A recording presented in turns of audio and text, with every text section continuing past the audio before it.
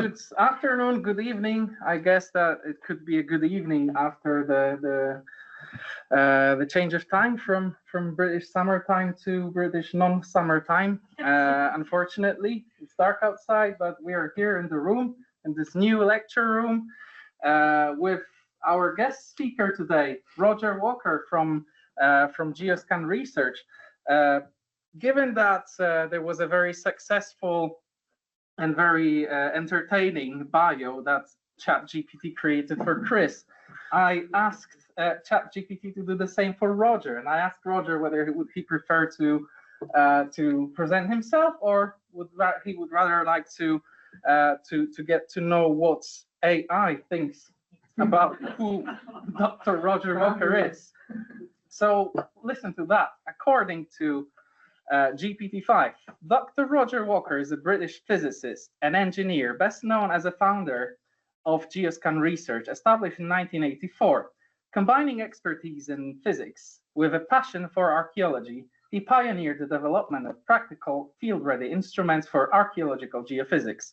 His innovations, including the FluxGate radiometer, Earth resistance meter, and geoplot software, made non-invasive survey methods reliable and accessible to both researchers and commercial archaeologists.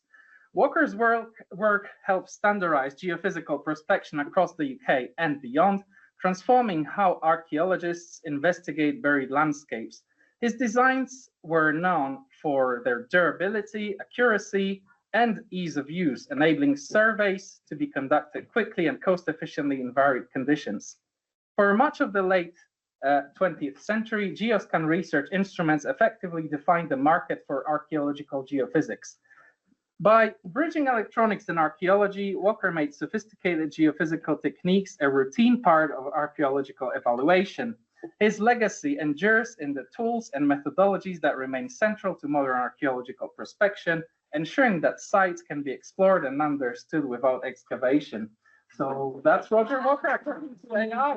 Pretty spotless, isn't it? How did you know that, you know? Okay, Roger, I think that's the stage is yours, yeah? So, ladies and gentlemen, Dr. Roger Walker. Thank you, Mr. AI. Thank you for coming. Right. So, life and times of Geoscan Research and myself, really. So, this will be a trip down memory lane talk, hopefully entertaining, about my lifelong involvement in archaeology, physics, electronics, and geophysics. Geoscan Research has been very much a cottage industry with strong family involvement. Just been me, my lovely wife Kath, plus my mum and dad. Just about everything has been handmade by us at some stage.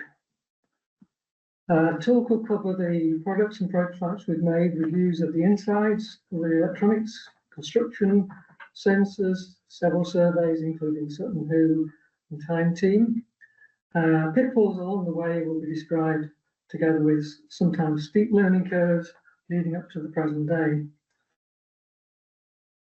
It'll also be a celebration of all those who've made Geoscan Research possible, including John Steen, my school headmaster, Arnold Aspinall at Bradford University, who took me on as a PhD student, Lou Summers with his geoplot data processing prowess, and also locals John Gator and Chris Gaffney, who you may know, who given me so many survey opportunities over the years.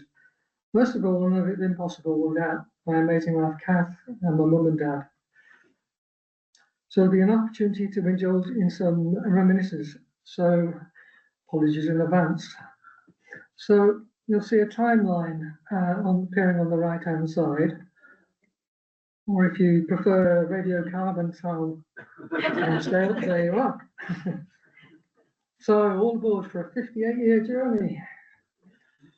So I'll start with the story of my secondary school years and those key ingredients of physics, archaeology, electronics, because these set the background to how things came about at Geoscan.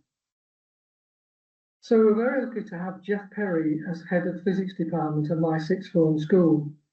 Jeff was well known for making appearances on TV news, analysing the latest Vostok or Soyuz launch. We really enjoyed the time satellite passed overhead, during lesson time, since all the teaching would then be cancelled and we just listen to the beeps. This is surely where my love of physics started, along with my lifelong fascination with space and manned space flight. In fact, the Apollo missions was the inspiration for the Quindar short beep you hear after a geoplot process function has been completed. So does it work?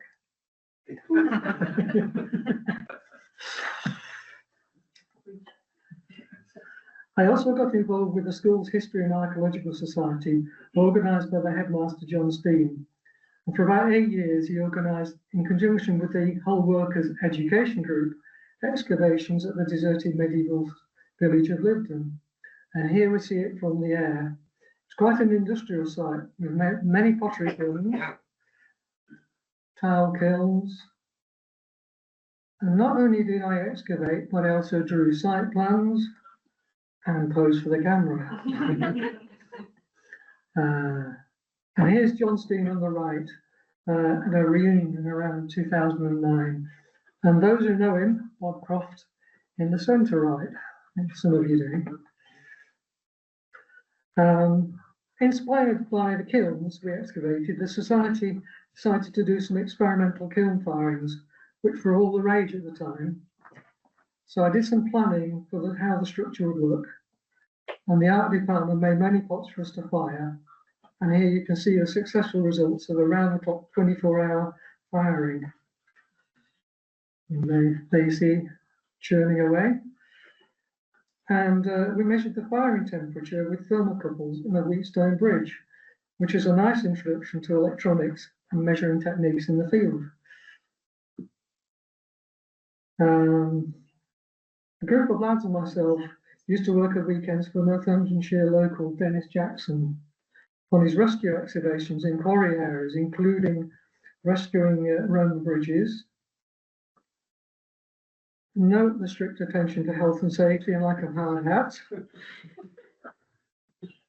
Or excavating Iron Age pits as the giant digger bucket swung overhead, bringing debris all over us. Are we okay? Good to go? Yes. Okay, so we'll start this one again. Then a group of lads and myself used to work at weekends for Northamptonshire local Dennis Jackson on his rescue excavations in quarry areas, either rescuing Roman bridges. Note the strict attention to health and safety and lack of hard hats.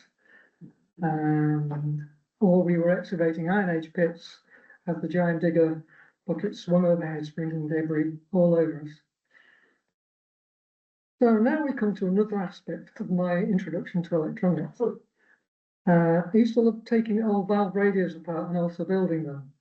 So my parents rather foolishly let me make and test my radios in the posh front room. So this is typical of the radios I would build. They have very large electrolytic capacitors that are filled full of an oil-like liquid.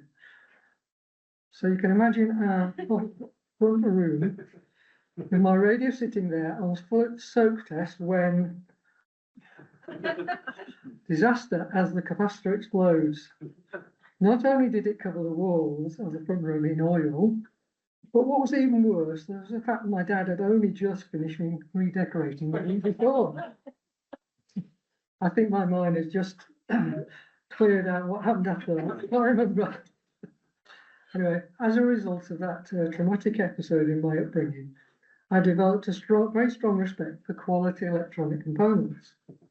So in all our equipment, you'll see lots of high reliability solid aluminium capacitors rather than standard liquid-filled devices. And I'm sure this has contributed to the longevity of many of our products, quite a few of which are going after 30, 40 years.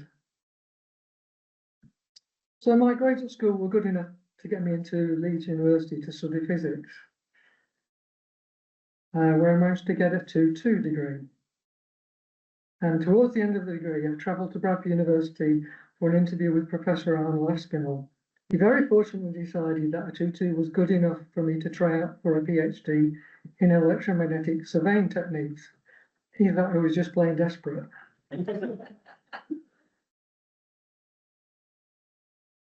So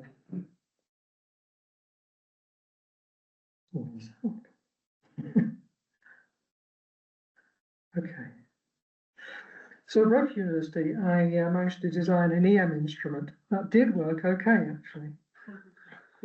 And here you see some results measured over the ditches at Thwing Hill Fort compared with magnetometer.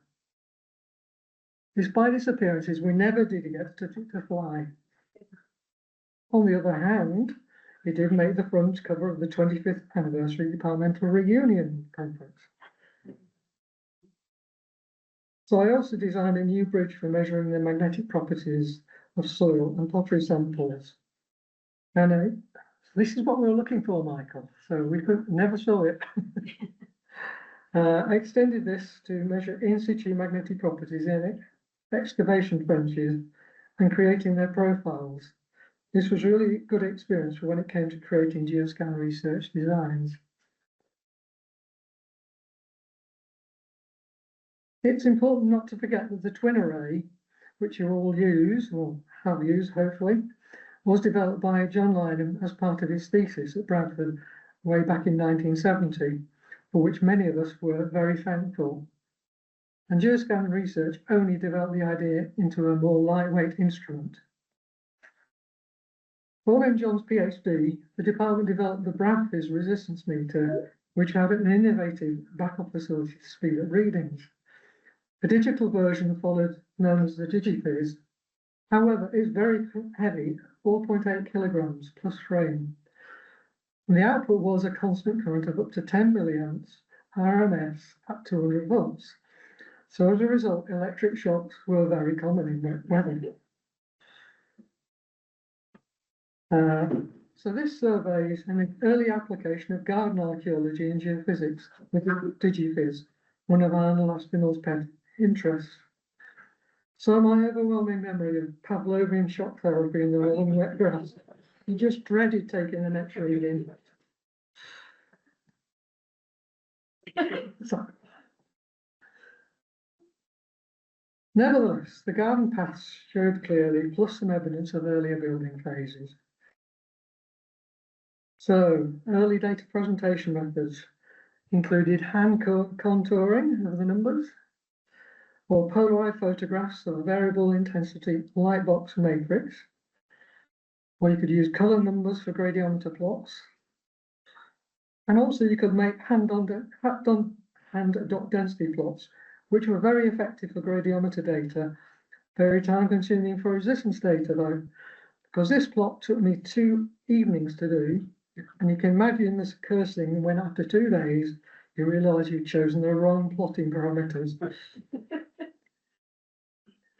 So you could do some data processing or programming using the university mainframe computer. But this was tedious, having to copy your handwritten data into a form, or for creating big stack of punch cards, and then submit them to the computer staff, doing the job overnight. And this just offered a pen plotter output. And I remember I once submitted a very embarrassing job with a bug in it, and of course the mainframe computer to grind to a halt overnight. There were some very stern faces when I went to pick up my blank plotter output the following morning. Mostly only mainframe computers were available at the time. However, the department computer provided the opportunity to write program Dotty for in-house presentation, the forerunner to Geoplot. It had a huge 16K memory, paper tape reader, and state-of-the-art thermal printer. First of all, you'd enter your program on a teletype machine, which would produce long lengths of punch tape. These were then fed into a paper tape reader to enter the program. But to make this happen, there were many switch combinations to enter first on a console. And this was definitely a black art, so huge thanks to John Crummett for his help and amazing patience in showing me how to do this and get into the field of computing. The program would then be compiled, and eventually you could create a plot on the terminal and a thermal hard copy could be made. The intermediate step of compiling generated another very long paper tape, this diameter, which had to be fed back in. Many was the time a single hole was mispunched. So the tape was useless, but they made excellent streamers in the halls of residence parties. The department possessed a plexiglass gradiometer with a 1 meter separation, analog meter, and no data logging. Very heavy at 6 kilograms, and your arm throbbed at the end of the day. So Philpott then brought out a nice half-meter gradiometer. This was much lighter, 1.6 kilograms. But again, there's no data logger. Note the obligatory smart suit for field work. Hope you're all taking note. Yeah, I helped out with Jim Pocock and Arnold with this large survey, and data was recorded on paper, then hand density plots produced. And you can see how effective they were. And this set the trend for early ways of presenting data in software. The birthday survey was of an ecclesiastical site where I used the plastic gradiometer. And the key moment here was I first met John Gator of Time Team through the although stampeding cows made it touch and go if we actually ever left Orkney alive, and that's another story. So the igneous nature of Orkney posed problems, though not as much as the causeways. We left the island via a flooding rough causeway at the last possible moment, water up to our thighs, with me carrying a £12,000 departmental gradiometer in a wooden box, probably about £100,000 in today's prices. And I had nightmare visions of it slipping in the wooden crate with gradiometer floating out to sea. So now we're going to do a bit of fast forwarding. During 1976 to 1979, I worked at Bradford University as a research assistant for neutron activation analysis of pottery, and then as a part-time lecturer. 1979 to 83, worked at Network Electronics based in Brighouse, then Bradford. And here I established a range of vacuum measurement instruments and some high-volume consumer products. This was an excellent way to understand the electronics industry and make many useful contacts. I was made redundant in 1983 prior to closing down of Network Electronics and received some work from redundancy pay. So I took advantage of the Enterprise Allowance Scheme, which paid you £40 per week for a year, which was more than the unemployment benefit, provided you invested £1,000 of your own money in startup business. I'd always wanted to run my own business, so being made redundant was the decider. So Geoscan Research was born in 1984. So I decided to improve on the Bradford's meter with the Iron 4 and PA1, with it being much lighter and more compact. Moreover, I think I would have been programmed Pavlovian style at Cogg's Manor to make the constant current just 1 milliamp, peak to peak at 40 volts to avoid electric shocks. So check out the very first corny advert. And here's Kath making a first geophysical appearance. A year later, we brought out the DL10 data logger with a massive 1,000 reading memory. That's just two 20 meter by 20 meter grids. However, it did eliminate paper recording, allowed one-person surveys. A new advance was automatic logging where the probes were inserted into the ground. There's no LCD display. Instead, survey tracking was done with audible sounds using beeps, chirps, and warbles. Because there was no display, you had to memorize the secondary keypad functions. The keypad was handmade, fitting over a standard blank keypad. Since you needed to download data every 2 grids, you needed a computer in the field, which in those days effectively meant an Epson HX20, which we'll come to shortly.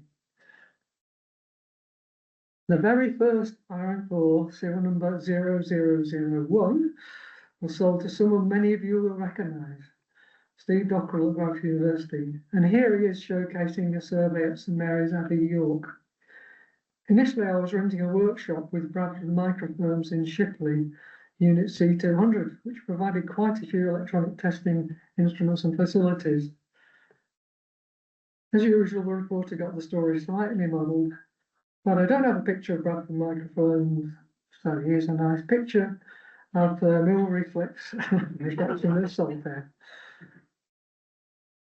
So the first portable computer I got was an Epson HX20. This was an amazing machine for its time, introduced in 1982. You could program it in Epson Basic, but it only had a 16K memory, could be expanded to a heady 48K. Data storage was done on an audio microcassette tape.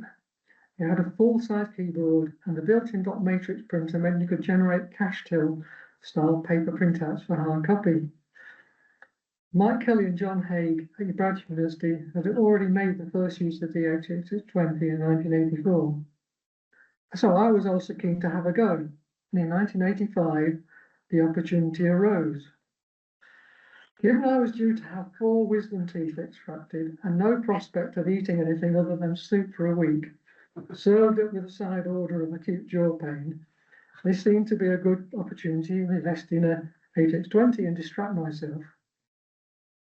This led to the creation of Geoplot for HX20. So all interaction was done by the 4-line LCD display.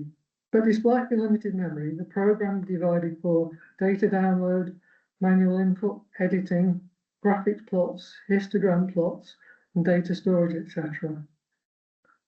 The built-in dot matrix printer meant you could log 1 grid of data with a DL10, dump it to the HX20, and whilst you were collecting the next grid of data, it would store the data on cassette tape, generate a dot density plot, and provide you with a printout ready for when you return to the next data dump. So actually, it was quite ahead of its time, and you were able to get continuous feedback on survey progress and check if there are any problems in data collection. On the left, you see a typical data printout. On the right, you'll see some of the individual coding routines, but it all had to be printed onto strips of paper and then glued together onto A4 paper to document the program. And here you see a master tape of Geoplot, and if you bought a copy of Geoplot, a duplicate was duly put in the post. And you could squeeze 22 grids of 20 by 20 readings per tape, 8,800 readings per tape on total. On the plus side, I like the way all the tapes click together there. Here we see what a full survey would look like. The bands were an unavoidable part of the printout though. You could cut them out with scissors, of course, and dummy readings are shown as squares on the right-hand side. Next, we come to a well-known site. Professor Martin Carver and the Birmingham University Field Archaeology Unit invited us to do some survey work in the summer of 1985 at Sutton Hoo. We surveyed Mount 12 and also this area to the east.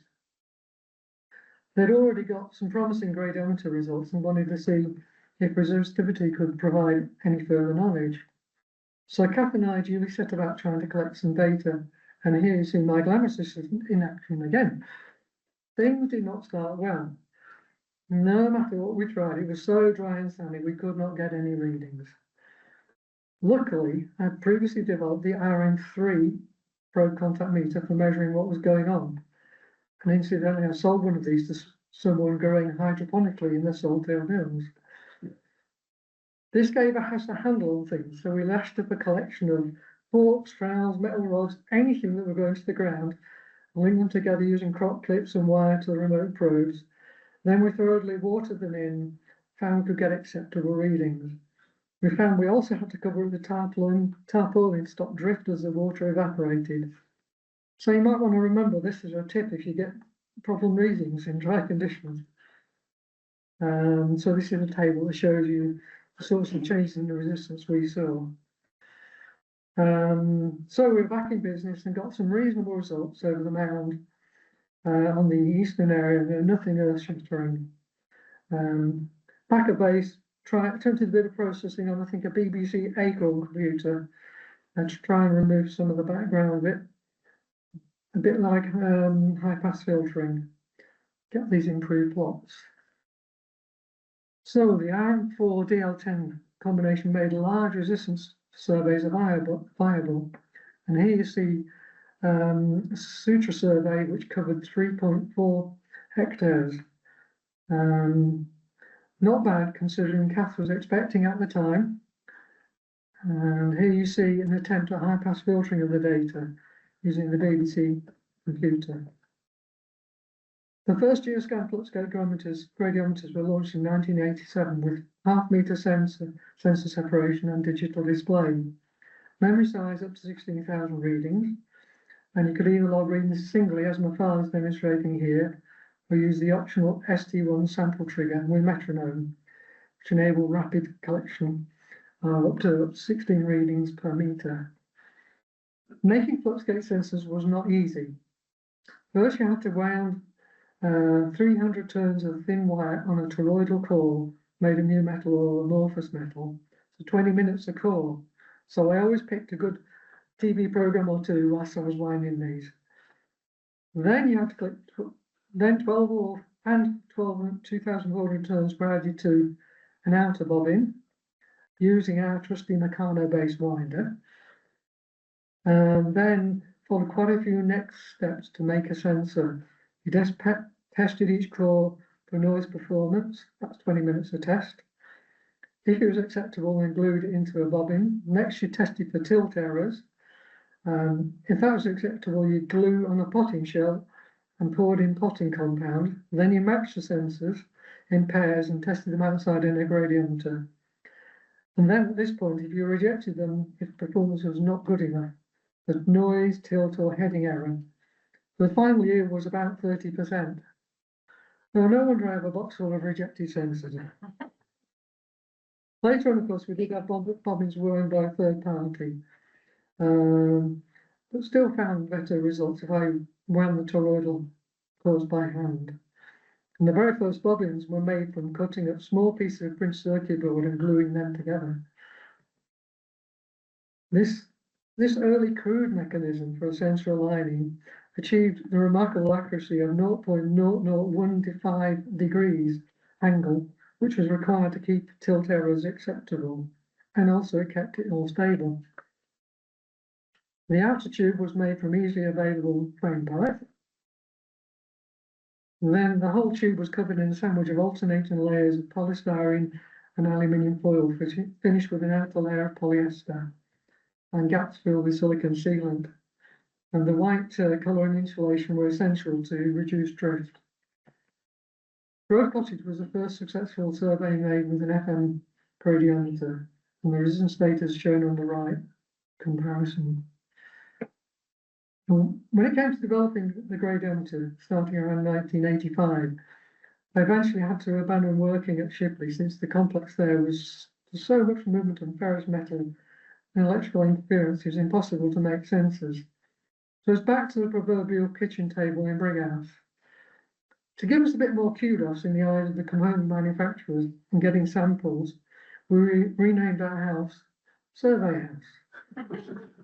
Yes, it really was the kitchen table. So we started looking around for a bigger house, and in 1988 moved to our present house, which we did not bother to rename. So here are two key workers, my mum and dad, in the so-called stock room. Embarrassingly, we did sometimes get requests from overseas visitors to come and visit our factory, and we did try and dissuade them. On one occasion, a determined visitor from Japan came with his interpreter, regardless of our warnings. I offered him a glass of whiskey, single malt whiskey, but he must have been so disappointed by the illusory factory that he then proceeded to drink more than half my bottle of whiskey, and we and the interpreter had to carry him out to their car. And the CB1 current booster came along in 1989 to boost the RM4 output to 10 milliamps and the peak output to 100 volts. So that gave 10 times the sensitivity for the RM4. This proved useful for Chris and his Nürnberger studies.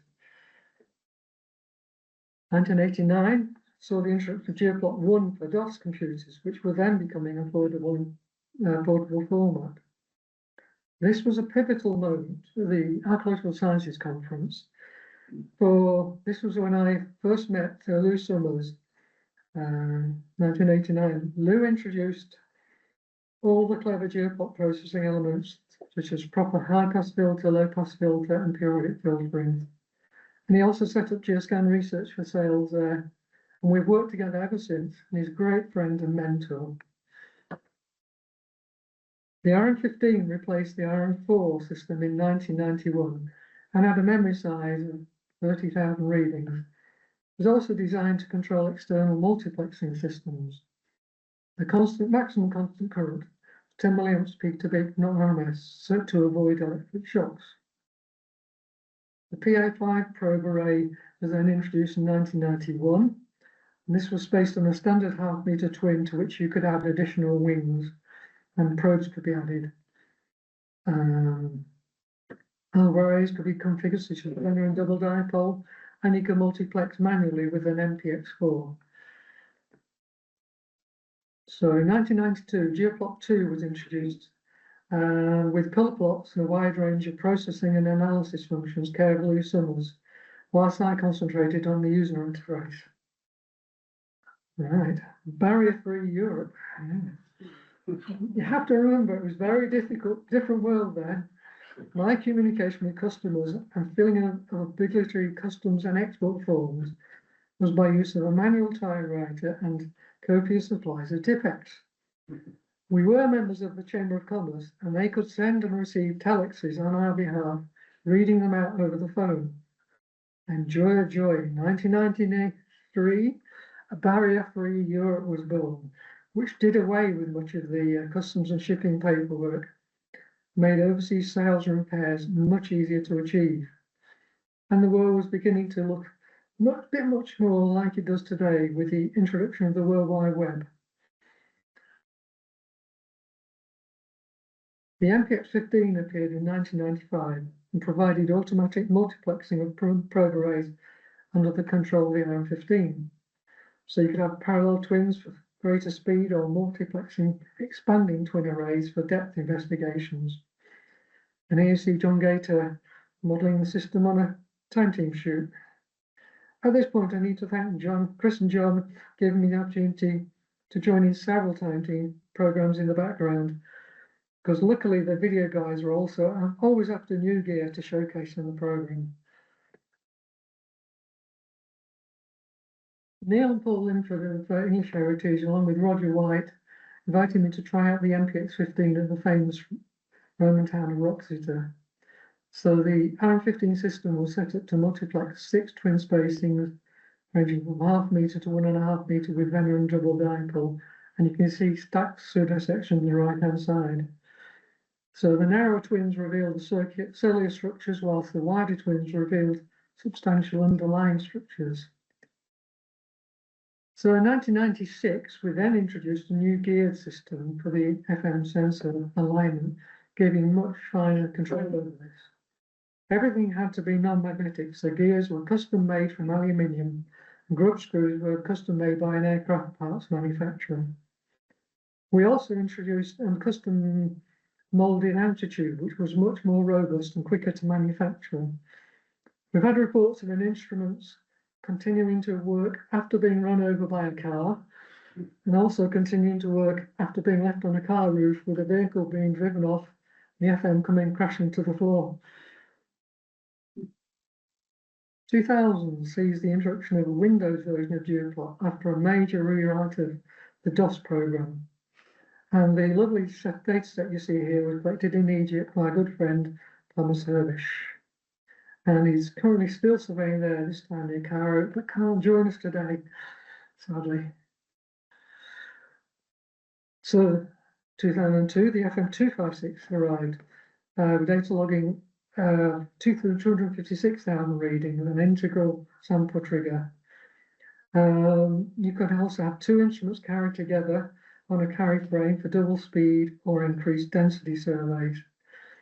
Early tests were done at Towton, seen on the right, care of Tim Sutherland. And then on the left here, that's the prototype carrying frame made of aluminium tubing. So you can model resistance survey responses by having a large tank of conductive liquid with resistible conductive objects suspended at different depths below and miniature probes at the surface of the liquid. We had a large tank for this in the basement, and here the wheeled upper sections suspend objects at different depths. Moves back and forth, triggering data logging or drawing a trace on as the object moves under a fixed array of measurement probes. You do need a very large amount of salt to make the liquid conductive enough. And any panic buying and shortage of table salt in the past was probably set off either by me or the university department checking out of the local supermarket with our bulk buys. And the results can then be plotted as a vertical pseudo section. The better image in the MPX15 manual. So the tank's now been retired and is now being used for its original purpose for water storage in our garden. 2003 sees the start of the development of the wheel square array, and here's my father with an early prototype he built. Spot the family likeness. As an engineer, he loved making prototypes. Early test results in the garden were encouraging. So we used an RM15 to take the measurements, but it required a separate DL25 data logger to perform the time-based logging and the bigger memory. One of the first tests was at town battlefield site. Tim Sutherland found it hard work pulling the cart at town because of the stubble. Over a pint, Tim had encouraged me to try making a cart. But was he first to come up with the idea? Maybe not. In fact, the team at Garshi had come up with a Ratto square array system in 1986, using water jets to make contact with the ground. And Michel Debar had earlier trialled a wheeled twin array at Boxeter, and Bradford had made an even earlier wheeled twin, so nothing's new. Steve Dockrell and Julie Bond generously gave me the opportunity to try out high-resolution surveys with the gradiometer and the wheeled resistance system over an area planned for excavation on Shetland. We introduced the idea of interleaved dual gradiometer data collection to get it traverse until 1/4 of a metre. After processing, a considerable amount of detail is revealed in the bottom 2 process plots. The origin of the very large Ferris response was a mystery until excavations, when it was revealed to be a probably unexploded bomb. I don't think that's correct, Julie. We next tried a prototype over a suspected Roman fort, part of a time team programme. Many thanks to John and Chris for organising this. Survey speed was an encouraging 7.5 minutes per 20 metre grid. But then, after a short time, disaster struck. Wet grass and oil equals noisy data problems. Improvisation with plastic sheets and sticky tape in the best Blue Peter fashion saves the day. And I learned I needed to devise a sealed enclosure for the spring contact breastplate system to keep out moisture. So with these fixes in place, we located the internal roadways of the fort, along with other fine detail. And there was good correspondence with the half-metre twin. No prizes for guessing who the athlete on the lower right is. So here's an enjoyable short clip from the shoot. Hopefully it'll play. There's a bit of a delay at the beginning, so. I'm back to geophysics, who've walked miles surveying this site, and today have been testing a brand new resistance machine. Will not only give them more detailed results, but allow them to do the job quicker. What we've done is we've moved from the Zimmer frame to the wheelchair. Which is quite appropriate for you, John, isn't it? Thank you very much. But that's it for today.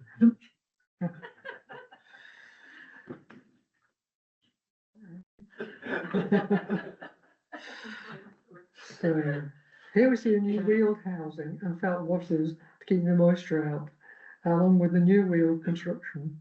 An encoder wheel with slotted optocoupler was introduced to generate trigger pulses to log data. Note the safety cushioning added to sharp corners of the handle. Due to me putting my boot in front of one of the wheels when checking the display, as Chris pulled the cart along, one of the handles flew into my face. right between the eyes. It could so easily have been a lot worse. This was another lesson from drone landing. 2004 sees the new wheel design and encoding in use. In addition, multiplexed alpha and beta measurements were made. The survey was done at what would become our local test site. The area surveys where an ornamental lake once was, associated with a now demolished Little More Castle. You can see in the upper two plots in the direction nature of the alpha and beta configurations. So these results emphasize the need to really measure both. They can be combined, as shown in the bottom left plot, and then high-pass filtered to reveal more detail. And a separate gradiometer survey shows the large amount of ferrous material dumped in the lake and a pipeline. The guest appearance from Lou Summers here again. Okay, and here we see a little bit of footage of the cart in action again. So we'll fast forward a little bit.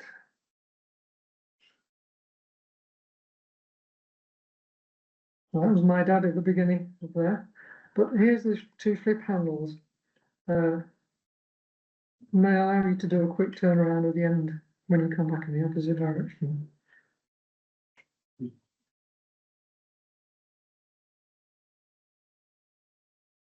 So,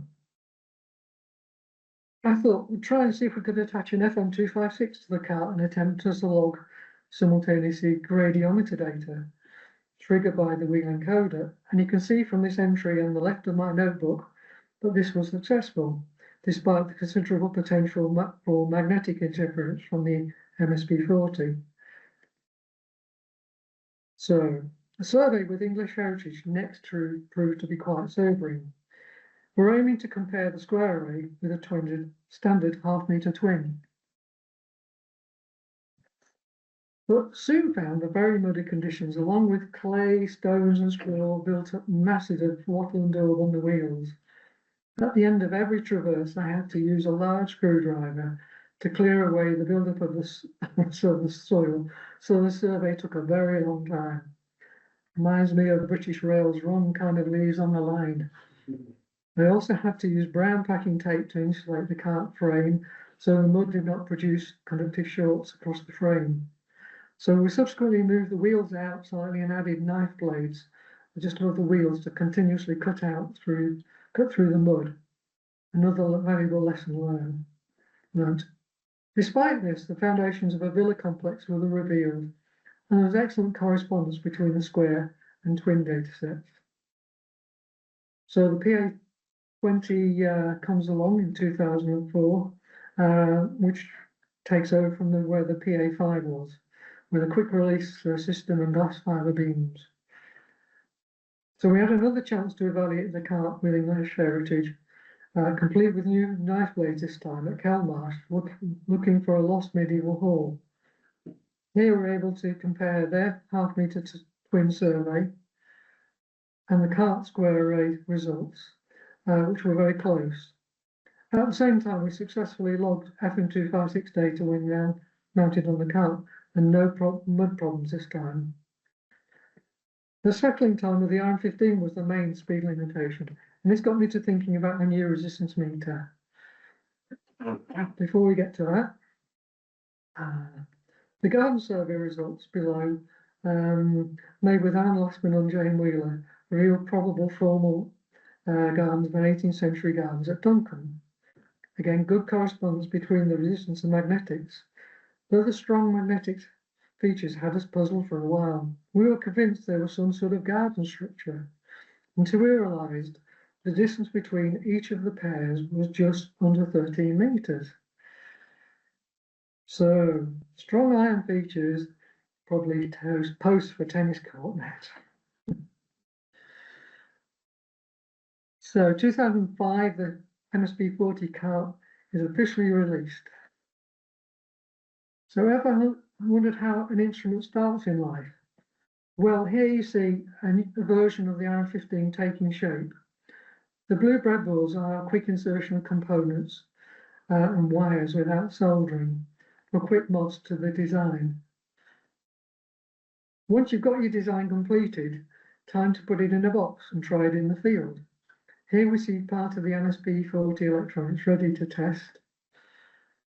The construction is based on the dead bug principle, whereby integrated circuits are stuck to the PCB upside down with legs pointing upwards for soldering to. So here's a close-up. It's challenging to change things, of course, at this stage, so usually you build it up, test on the bench as you go along. Luckily, the final version usually looks a bit neater. So what's my office workspace like? Sad to say, my workspace is inspired very much to cast annoyance by two famous American designers. Here we see the legendary Jim Williams of Linear Technology, who was an amazing analog electronic designer, but no the tidy workspace. Also, the legendary Bob Pease, who was equally tidy. So you can see where my inspiration comes from. This is on a rare tidy day. At least the parcels for shipment were neat. So Buckingham Palace. Although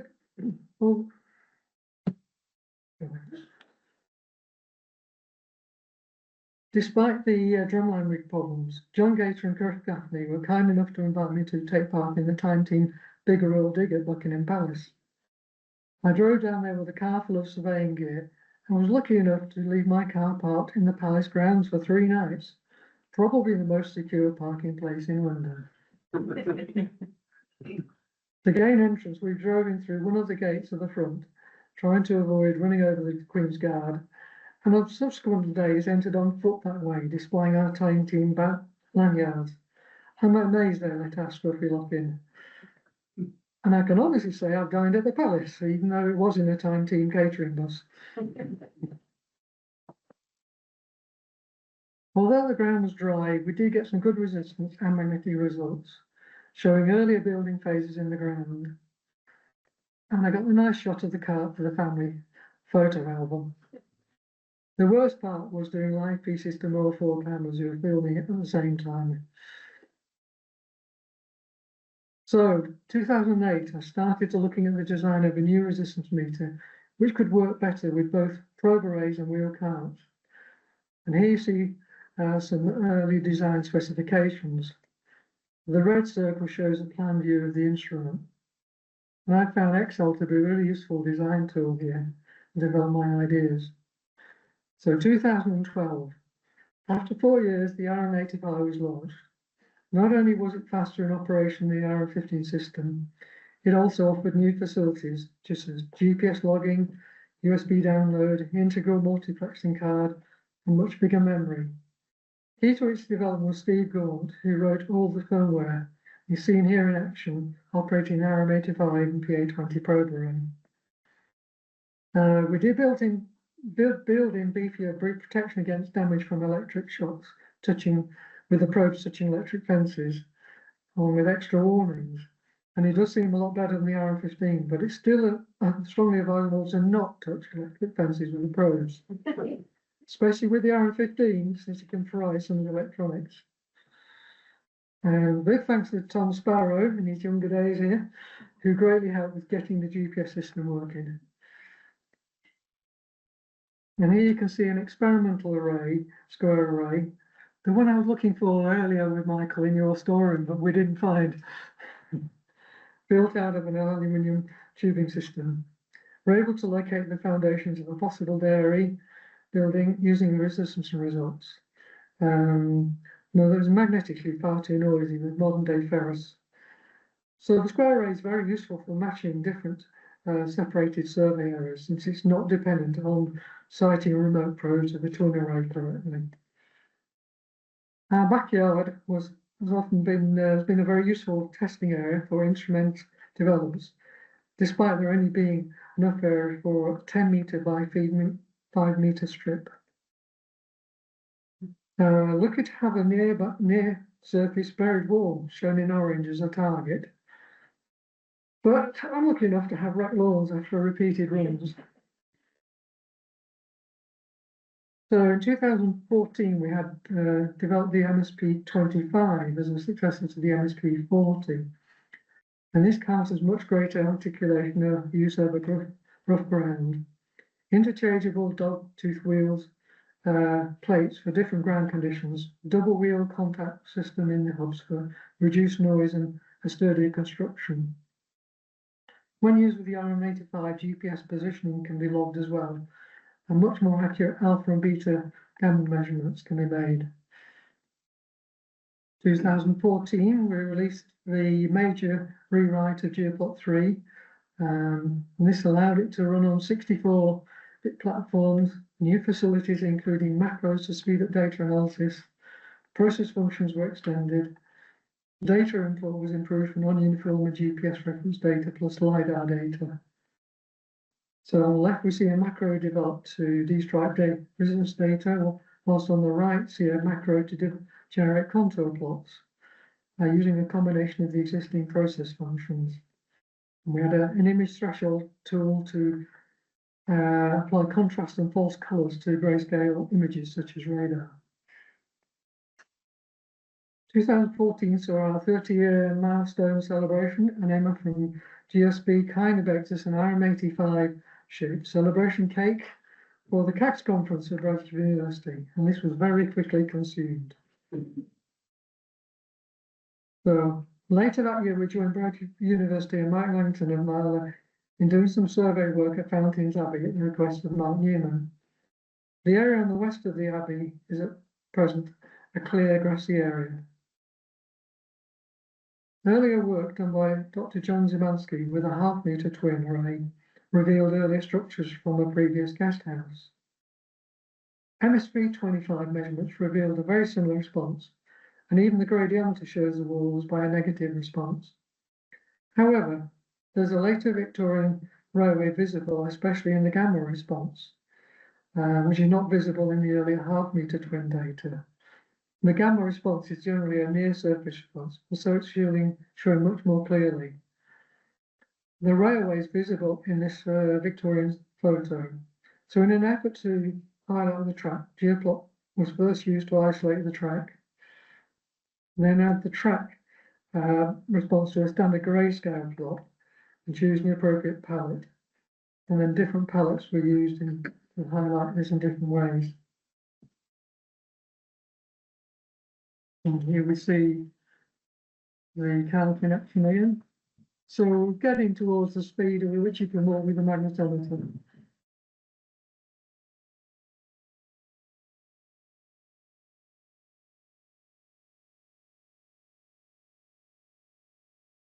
The Fab1 Fluxgate adapter box 1 was developed to interface a Sensis FGM650 Fluxgate gradiometer sensor to an RM85. I've put RM15 in my talk here.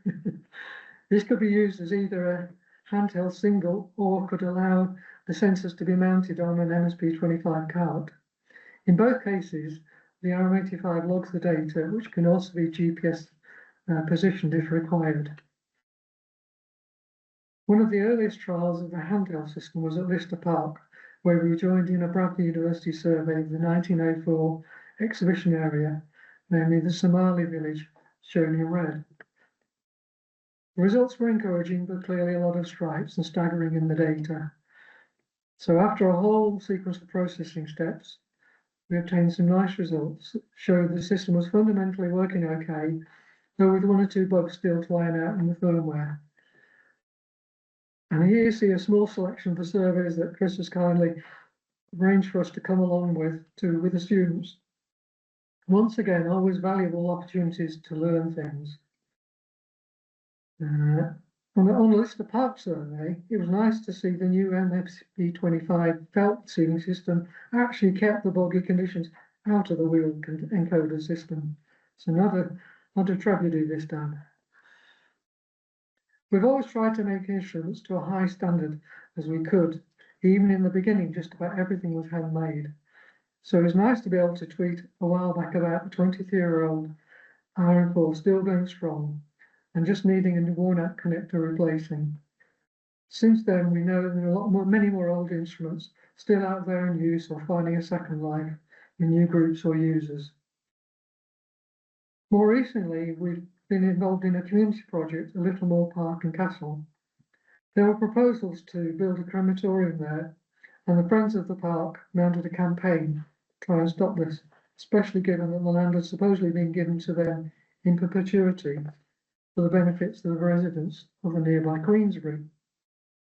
Up to then, we'd only had surveyed a small part of the park, so we volunteered to cover a much larger area, about a hectare, over the ornamental lake, the main red rectangular area. The Friends had also located an interesting overgrown area in the woods, dubbed the amphitheatre. So we used the MSP 25 system to survey the lake area, and here you see the results of the resistance survey, showing the outline of the ornamental lake, an earlier field wall or bank running down the centre, and probable drain systems. The magnetic response shows vast amounts of ferrous material dumped into the lake, but also foundation remains of the enclosing metal fence, a pipeline probably feeding water into the lake from the east, and a massive retaining bank at the south. The traces of earlier field wall or bank visible as well. Chris Gaffney also did a small radar survey shown in the centre, which clearly showed the lake edging. The image on the right shows resistance and magnetic data overlaying one another, along with OS mapping information in yellow. So over to the amphitheatre area in the woods, and you can see how overgrown it was to start off with. The Friends cleared the area, allowing us to survey the area with a half-metre twin and the Fab 1 RM85 gradiometer configuration. And here it was much simpler to use manual logging rather than metronome. Imagine our surprise when we came up with these stunning images. We believed it's the remains of a rose garden with compartments for different planting. The gradiometer results show there were iron railings around the edges as well. You can see an overlay of the results in the bottom left-hand corner. So the Friends are in the process of restoring the garden for community use and good wheelchair access. Though it looks as though the new layout does not quite match the original. So, going back a step, armed with some really good, we'll go back to the slide. Going back a step, armed with some really good geophysics results, the Friends organised a Queensbury community event, including 1 metre test pits, nature trails, and try your hand at geophysics, care of our good selves. So in the end, their rescue efforts succeeded and the future of Littlemore Park has been secured and will now become a crematorium. So just how far have any instruments travelled over the years? So here you see the location of sales representatives we've had giving good worldwide coverage, especially in Europe and the USA. Plus we've made direct sales to other countries. So it's resulted in instruments being used all around the globe in a large range of conditions from sub-zero to desert to tropical regions. So what have I learned over the years? So working with Bradford University, GSB, English Heritage and National Trust on surveys has been crucial to ironing out instrumentation problems in the hardware and the firmware. In addition, survey results often led to changes to the way process functions were applied or new tools were introduced. Helping customers to process their data has been equally rewarding, has led to other software and manual improvements. So I'm always more than happy to help customers with this. Way back when, we helped Bradford University with a sponsored data processing workshop, mainly for amateur groups, which proved very effective and popular. However, there possibly is still a need for something similar, since these groups continue to provide useful role in the community.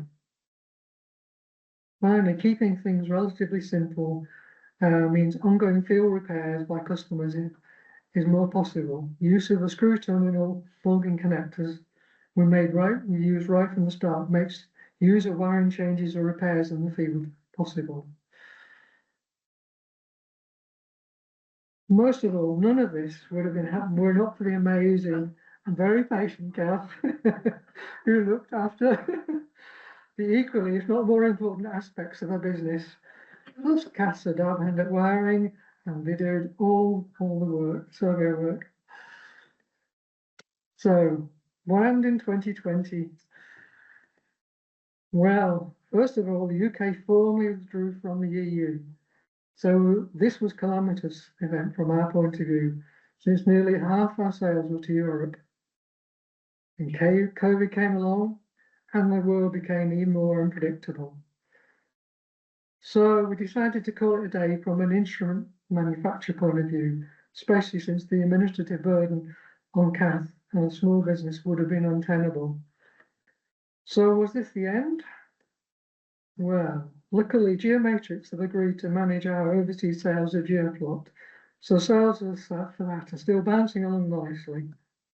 We've also created a spreadsheet of parts and worldwide sources to help users repair and maintain their instruments. And we continue to offer technical advice wherever possible and introduce new features into Geoplot roughly every year. So many thanks to Michael for the invitation to speak. And I think it was at this conference we first met, yeah? I looked for a photograph of you, but couldn't find one. So thank you very much for listening, all of you, and I hope you found it interesting. So please visit our website for the latest repairs and maintenance components spreadsheet, and also if you're interested in Geoplot. Thank you.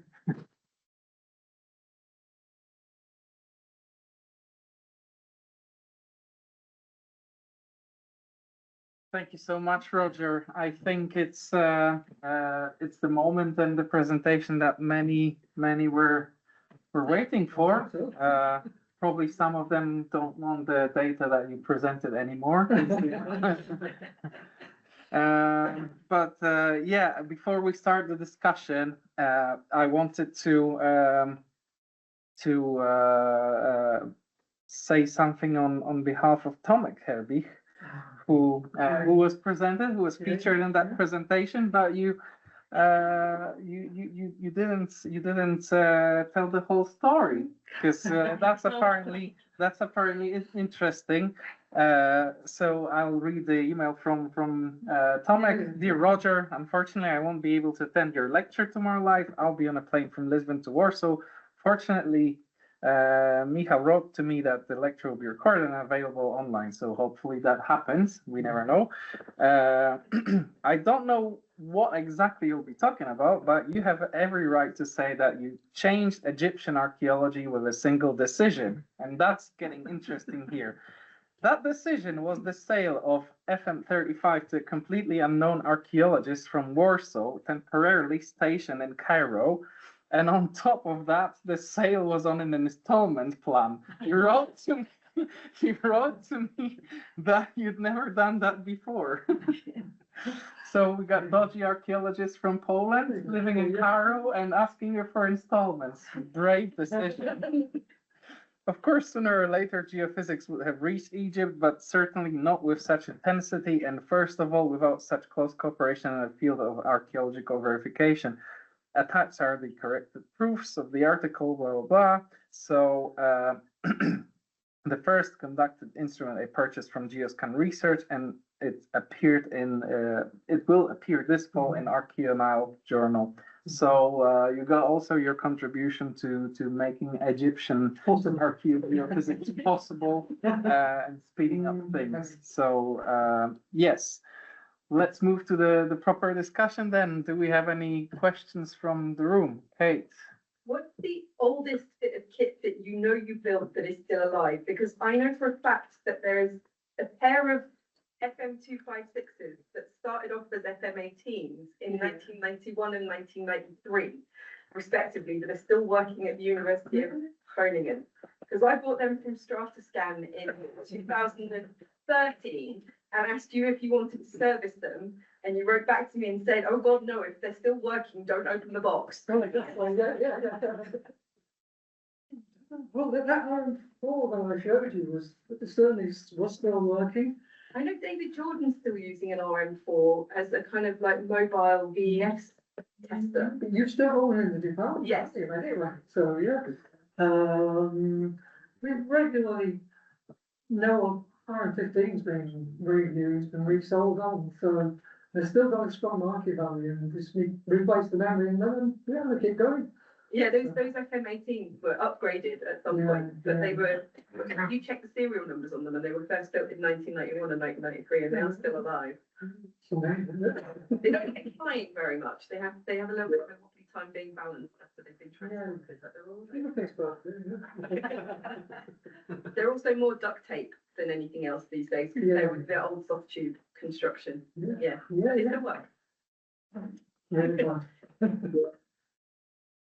still in use in southern Italy. I still get troubleshooting phone calls from generations of students from the Netherlands. Well, this is the thing, you can have these huge cart systems, but if you're travelling somewhere abroad, you can carry a little bag, single bag, hand luggage or whatever, and use it there. So there's lots of use still that way. I've got a photograph somewhere of me and Vika literally climbing up to a perch Bronze Age sanctuary site with one of the FMs strapped to the back of someone's rucksack. Yeah. Okay, thank you. Any other questions from the room? I'll make an observation. I bought one of the very first RM4s, and that was be about 84, 85, something like that. 85. Yeah. And it was to work at Bordsley Abbey when I was working down there. And the one thing we didn't do was buy the frame, because you and I are of a certain size. Yeah. Other people couldn't buy down that much, so we had to actually build one. And we like your DL10 data logger for sub-survey as well. Yes. Yeah.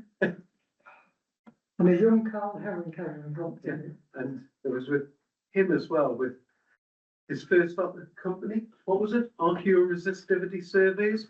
Arse. You're not let that one down. Brilliant. I'm sure that your name is still somewhere in the records because I did pay. not sure about that. Okay, any other questions from the room? Roger, can I ask, obviously the main focus of attention is on archaeological work. Did you get much use from people who were doing non-archaeological work? Yeah, the RM4 actually sold about 5 to Japan for civil engineering projects, doing dams or something, or monitoring them. So that was the early days. We sold systems to the Home Office for forensic work, and obviously we don't get any feedback on that at all. I've known people use an FM, they put a flat back plastic bin liner, pour that in streams to try and find thrown away knives and things like that. So there are other applications. I know that Paul Cheetham has an RM4 that's wired up to fixed volume soil boxes that does horrific mouse decomposition experiments in. Well, we did also sold an FM 36ST1 to, now, Catherine, can you remember the name of the government office now? I can't remember who it was now. And it was the time of the Iran Iraq, Saddam Hussein. And he, when he was supposedly burying all the chemical dumps. So whoever the government department was, they wanted to go out and sort of locate them because they've been recommended to try and, can we borrow one to it might get chemically contaminated, but can we borrow one? And I said, well, okay, as long as you're going to pay for it, if it does get that way. So they took it out there, and obviously it wasn't located something there, because they brought it back and said, can we buy one? So we sold the one that was used out there. So Cheesy does have a story about subsequently going out to Iraq to teach the British Army how to do geophysics, so it may very well be connected. Yeah. I don't remember the name of any. It'll come back. Yeah, here's an entertaining story about flying into Bagram Air Base when it was still not very safe to do so. Yeah. We have a good record of unsafe flights, for that, don't we? Okay, any more questions from the room? We got some feedback from attendees online. So Isaac Bender says that we still have an RM15 and MPX15 going strong at the University of Western Ontario in Canada. Right. So there's that. Altonetti says that Dr. Bergs, that we all know, and colleagues are still using the FM256 for surveys here in Ohio. It still works great. Of course, it does. And there is a question from Chris Locke here. Have you ever reprocessed some of the old data sets in the new software? I have done, but what I want to really get back to is some of the HX20 data sets. So I've resurrected my HX20, the batteries into it, got it working. So I've now got to pull the data from that into some sort of system into Geoplot. And then I will have a go. So yeah. Do you have any idea how to put the magnetic cassette tape into the modern computer? Or It's not that simple, Michael. But I know I've got a program written to do that, so I'll give it a go. And let you know. Yeah. Absolutely. Yeah. Well, it was great to have you here, and I think we all appreciated that little travel in time that you took us for today. Way back, yes. Thank you, Roger.